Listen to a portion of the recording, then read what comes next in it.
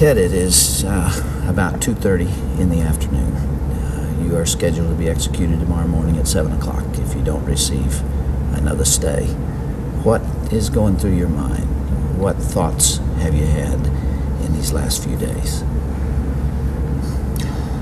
Well, I won't kid you to say that it's something that I feel that I am in control of or something that I've come to terms with, because I haven't. It's a moment-by-moment thing. Sometimes I feel very tranquil, and other times I don't feel tranquil at all. What's going through my mind right now is to use the minutes and hours that I have left as fruitfully as possible and see what happens. It helps to live in the moment in the essence that we use it productively. So right now I'm feeling calm, and in large part because I'm here with you. For the record, you are guilty of killing many women and girls. Is Yes. that correct? Yes, that's true. Ted, how did it happen? Take me back. What are the antecedents of the behavior that we've seen? So much grief, so much sorrow, so much pain for so many people. Where did it start? How did this moment come about? That's the question of the hour, and one that not only people much more intelligent than I have been working on for years, but one that I've been working on for years and trying to understand. Is there enough time to explain it all? I don't know. I think I understand it, though. Understand what happened to me, to the extent that I can see how certain feelings and ideas developed in me to the point where I began to act out on them. Certain very violent and very destructive feelings. All right, let's go back then to those roots. First of all, you, as I understand it, were raised in what you consider to have been a healthy home. Absolutely. You were not physically abused, you were not sexually abused, you were not emotionally abused. No, no way. And that's part of the tragedy of this whole situation, is because I grew up in a wonderful home with two dedicated and loving parents, one of 5 brothers and sisters. A home where we as children were the focus of my parents' lives, where we regularly attended church, 2 Christian parents who did not drink, they did not smoke, there was no gambling, there was no physical abuse or fighting in the home. I'm not saying this was Leave It to Beaver. It wasn't a perfect home. No, I don't know that such a home exists, but it was a fine, solid Christian home, and nobody, I hope no one will try to take the easy way out and to try to blame or otherwise accuse my family of contributing to this, because I know, and I'm trying to tell you as honestly as I know what happened, and I think this is a message I want to get across. But as a young boy, and I mean a boy of 12 or 13, certainly, that I encountered outside the home again, in the local grocery store, the local drugstore, the softcore pornography, what people call softcore. But as I think I explained to you last night, Dr. Dobson, in an anecdote, that as young boys do, we explored the back roads and sideways and byways of our neighborhood, and oftentimes people would dump the garbage and whatever they were cleaning out of their house, and from time to time we'd come across pornographic books of a harder nature than more graphic, you might say, more explicit nature than we would encounter, let's say, in your local grocery store. And this also included such things as, let's say, detective magazines and more hardcore. Those that involve violence. Yes, yes, and and this is something I think I want to emphasize, is the most damaging kinds of pornography. And again, I'm talking from personal experience. Hard, real, personal experience. The most damaging kinds of pornography are those that involve violence and sexual violence, because the wedding of those two forces, as I know only too well, brings about behavior that is just too terrible to describe. Now, walk me through that. What was going on in your mind at that time? Okay, before we go any further, I think it's important to me, and that people believe what I'm saying, to tell you that I'm not blaming pornography and not saying that it caused me to go out and do certain things. That I take full responsibility for whatever I've done and all the things that I've done. That's not the question here. The question and the issue is how this kind of literature contributed and helped mold and shape the kinds of violent behavior. It fueled your fantasies, didn't it? Well, in the beginning it fuels this kind of thought process.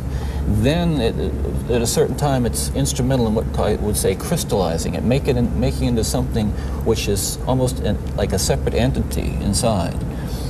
And at that point, you're at the verge, or I was at the verge of acting out on these kinds of thoughts. Now, I really want to understand that. You had gone about as far as you could go in your own fantasy life with printed material, and you made or printed and video or film or film, photos, magazines, what have you. Yeah. And then there was the urge to take that little step or big step over to a physical event.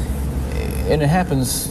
It happened in stages, gradually. It doesn't necessarily, not to me at least, happen overnight. My experience with, I'd say, pornography generally, but with pornography that deals on a violent level with the sexuality, is that once you become addicted to it, and I look at this as a kind of addiction, like other kinds of addiction, I would keep looking for more potent, more explicit, more graphic kinds of material. Like an addiction, you keep craving something which is harder, something which gives you a greater sense of excitement, until you reach the point where the pornography only goes so far. You reach that jumping off point where you begin to wonder if maybe actually doing it will give you that which is beyond just reading about it or looking at it.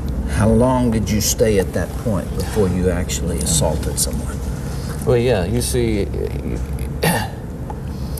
that is a very delicate point in my own development, and we're talking about having reached the point or a gray area that surrounded that point over a course of, you don't remember years. How long that was? Well, I would say a couple of years.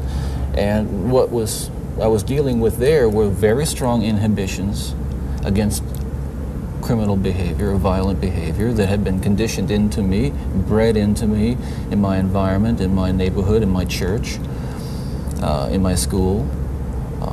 Things which said, no, this is wrong. I mean, even to think of it is wrong, but certainly to do it is wrong. And I'm on that edge, and you might say, the last vestiges of restraint, the barriers to actually doing something were being tested constantly and assailed through the kind of fantasy life that was fueled largely by pornography. Do you remember what pushed you over that edge? Do you remember the decision to go for it? Do you remember where you decided to throw caution to the wind? Again, when you say pushed, I know what you're saying. I don't want to infer again. I understand that. That I was some helpless kind of a victim, and yet we're talking about an influence that is the influence of violent types of media and violent pornography, which was an indispensable link in the chain of behavior, the chain of events that led to the behaviors, to the assaults, to the murders, and what have you. It's a very difficult thing to describe.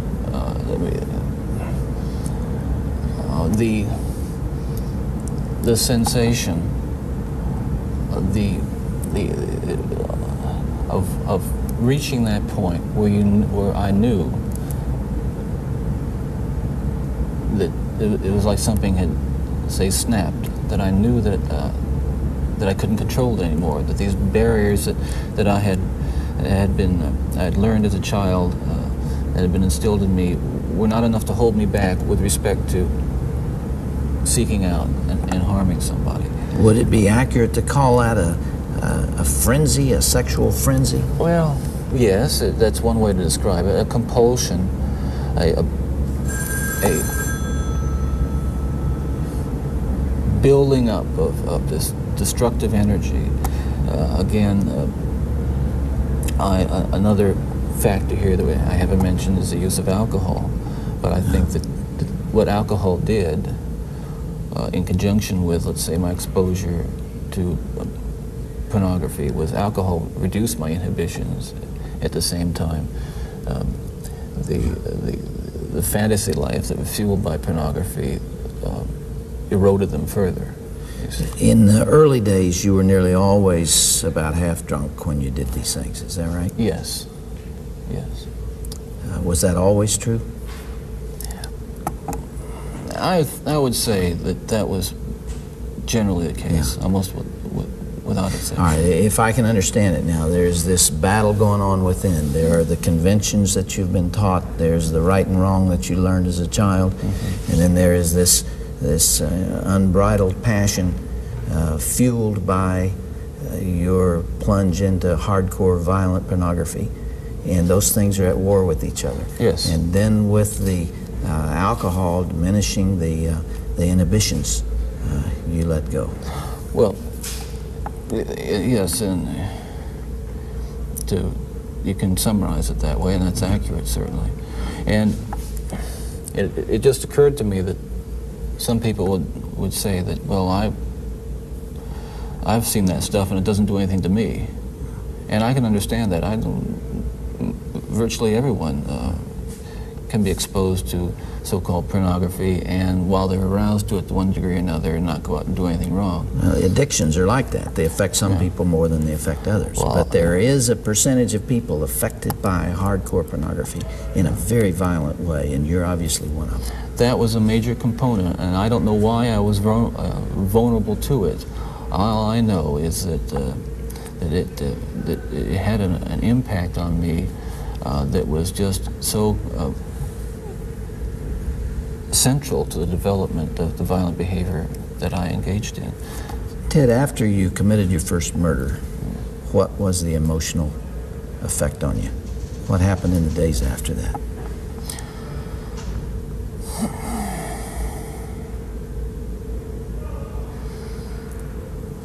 Well, again, please understand that even all these years later, it's very difficult to talk about it, and reliving it through talking about it is difficult, to say the least. But I want you to understand what happened. It was like coming out of some kind of horrible trance or dream. I can only liken it to, after, I don't want to over-dramatize it, but to have been possessed by something so awful and so alien, and then the next morning wake up from it, remember what happened, and realize that basically, in the eyes of the law, certainly in the eyes of God, you're responsible. To wake up in the morning and realize what I had done, and with a clear mind and all my essential moral and ethical feelings intact at that moment, absolutely horrified that I was capable of doing something like that. You really hadn't known that before? There is just absolutely no way to describe, first, the brutal urge to do that kind of thing, and then what happens is, once it has been more or less satisfied and recedes, you might say, or spent, that sense, that kind of energy level recedes, and basically I became myself again. I want people to understand this too, and I'm not saying this gratuitously because it's important that people understand this, that basically I was a normal person. I wasn't some guy hanging out at bars or a bum, or I wasn't a pervert in the sense that, you know, people look at somebody and say, I know there's something wrong with him, and just tell. I mean, I was essentially a normal person. I had good friends. I led a normal life, except for this one small but very potent and very destructive segment of it that I kept very secret and very close to myself and didn't let anybody know about it. And part of the shock and horror from my dear friends and family years ago when I was first arrested was that there was no clue. They looked at me and they looked at the all-American boy. And I mean, I wasn't perfect, but I want to be quite candid with you. I was okay. Okay, I was. The basic humanity and basic spirit that God gave me was intact, but it unfortunately became overwhelmed at times. And I think people need to recognize that it's not some kind of those of us who have been so much influenced by violence in the media, in particular pornographic violence, are not some kinds of inherent monsters. We are your sons and we are your husbands. And we grew up in regular families. And pornography can reach out and snatch a kid out of any house today. It snatched me out of my home. It snatched me out of my home 20, 30 years ago. And as diligent as my parents were, and they were diligent in protecting their children, and as good a Christian home as we had, and we had a wonderful Christian home, there is no protection against the kinds of influences that are loose in a society that tolerates. You feel this really deeply, don't you? Ted, outside these walls right now, there are several hundred reporters that wanted to talk to you. Yeah. And you asked me to come here from California because you had something you wanted to say. This hour that we have together is not just an interview with a man who's scheduled to die tomorrow morning. I am here and you're here because of this message that you're talking about right here. You really feel that hardcore pornography and the doorway to it, softcore pornography, is doing untold damage to other people and causing other women to be abused and killed the way you did others. Listen, I'm no social scientist and I haven't done a survey. I mean, I don't pretend that I know what John Q. Citizen thinks about this. But I've lived in prison for a long time now. And I've met a lot of men who were motivated to commit violence just like me. And without exception, every one of them was deeply involved in pornography, without question, without exception, deeply influenced and consumed by an addiction to pornography. There's no question about it. The FBI's own study on serial homicide shows that the most common interest among serial killers is pornography. Yeah, that's true. And it's real. It's true. Ted, what would your life have been like without that influence?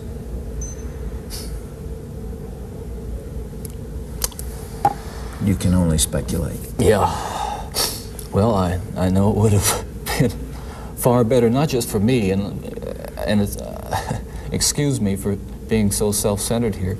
It would have been a lot better for me and lots of other people. I know that, lots of other innocent people, victims and families.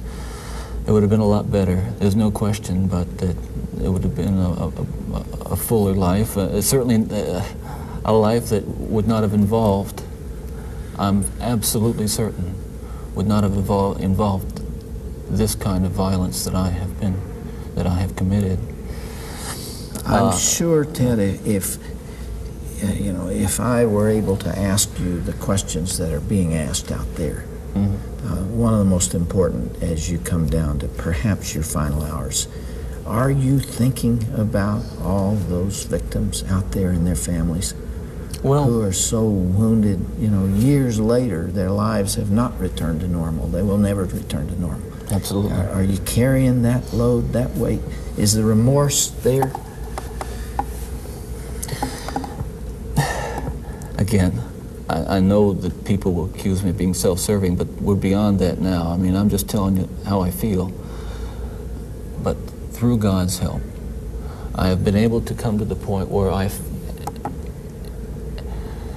much too late, but better late than never, feel the hurt and the pain that I am responsible for. Yes, absolutely. In the past few days, myself and a number of investigators have been talking about unsolved cases, murders that I was involved in. And it's hard to talk about all these years later because it revives in me all those terrible feelings and those thoughts that I have steadfastly and diligently dealt with, and I think successfully, with the love of God. And yet it's reopened that, and I felt the pain and I felt the horror again of all that. And I can only hope that those who I have harmed, and those who I've caused so much grief, even if they don't believe my expression of sorrow and remorse, will believe what I'm saying now, that there is loose in their towns and their communities people like me today whose dangerous impulses are being fueled day in and day out by violence in the media in its various forms, particularly sexualized violence. And what scares me, and let's come into the present now, because what I'm talking about happened 20, 30 years ago, that is, in my formative stages. And what scares and appalls me, Dr. Dobson, is when I see what's on cable TV, some of the movies, I mean, some of the violence in the movies that come into homes today with stuff that they wouldn't show in X-rated adult theaters 30 years ago. This stuff... The slasher movies that you're talking about. That stuff is, I'm telling you, from personal experience, the most, that is graphic violence on screen, particularly as it gets into the home to children who may be unattended or unaware that they may be a Ted Bundy who has that vulnerability to that predisposition to be influenced by that kind of behavior, by that kind of movie, that kind of violence. There are kids sitting out there switching the TV dial around and come upon these movies late at night, or I don't know when they're on, but they're on and any kid can watch them. It's scary when I think what would have happened to me if I had seen. I mean, it's scary enough. I mean, that I just ran into stuff outside the home, but to know that children are watching that kind of thing today, or can pick up their phone and dial away for it or send away for it. Can you help me understand this desensitization process that took place? What was going on in your mind? Well, by desensitization, I describe it in specific terms is that each time I'd harm someone, each time I'd kill someone, there'd be an enormous amount, especially at first, enormous amount of horror, guilt, remorse afterwards. But then that impulse to do it again would come back even stronger. Now, believe me, I didn't... the unique thing about how this worked, Dr. Dobson, is that I still felt in my regular life the full range of guilt and remorse about other things, regret and... but you had this compartmentalized... This compartmentalized, very well-focused, very sharply focused area where it was like a black hole. It was like a, like a crack, and everything that fell into that crack just disappeared. Does that make sense? Yeah, it does. One of the final murders that you committed, of course, was apparently little Kimberly Leach, 12 years of age. I think the public outcry is greater there because an innocent child was taken from a playground. What did you feel after that? Was there Were there the normal emotions 3 days later? Where were you, Ted? I can't really talk about that right now. That's weird. That's too painful. I would like to be able to convey to you what that experience is like, but I can't. I won't be able to talk about that. Okay.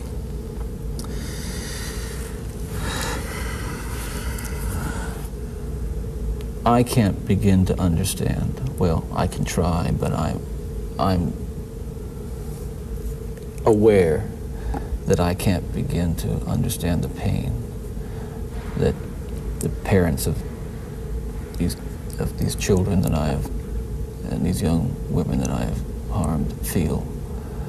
And I can't restore really much to them, if anything. And I won't pretend to, and I don't even expect them to forgive me, and I'm not asking for it. That kind of forgiveness is of God, and if they have it, they have it. If they don't, well, maybe they'll find it someday. Do you deserve the punishment the state has inflicted upon you? That's a very good question, and I'll answer very, very honestly. I don't want to die. I'm not going to kid you. I'll kid you not. I deserve certainly the most extreme punishment society has, and I think society deserves to be protected from me and from others like me. That's for sure.